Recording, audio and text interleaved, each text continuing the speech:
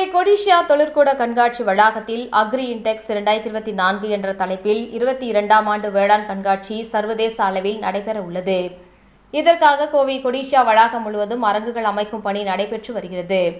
இதுகுறித்த செய்தியாளர் சந்திப்பு கொடிஷியா வளாகத்தில் நடைபெற்றது. அப்போது அவர்கள் பேசுகையில் 22வது ஆண்டு ஒருங்கிணைந்த வேளாண் கண்காட்சியானது கோவை கொடிஷியா தொழிற்கூட கண்காட்சி வளாகத்தில் வரும் 11ஆம் தேதி துவங்கி 15ஆம் தேதி வரை 5 நாட்கள் நடைபெற உள்ளது. வழக்கமாக 4 நாட்கள் நடைபெறும் இந்த கண்காட்சி இந்த ஆண்டு 5 நாட்களாக மாற்றம் செய்யப்பட்டுள்ளது. இதற்கு முக்கிய காரணம் 4 நாட்கள் போதிய அளவில் இல்லை என்று பலரும் கருத்து தெரிவித்த நிலையில் அந்த கருத்தின் அடிப்படையில் 5 நாட்களாக அக்ரி இன்டெக்ஸ் கண்காட்சி நடைபெற உள்ளது.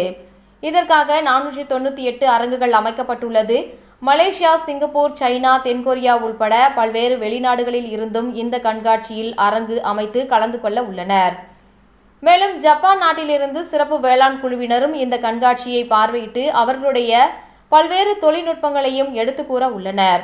மேலும் இந்த கண்காட்சியில் எவ்வாறு ஒரு விவசாயி தங்களுடைய உற்பத்தி பொருளை சந்தைப்படுத்தி லாபம் பெற முடியும், அதற்கு என்னென்ன வழிகள் உள்ளது, அவர்களுக்கு தேவையான ஆலோசனைகள் என அனைத்தும் வழங்கப்பட உள்ளது.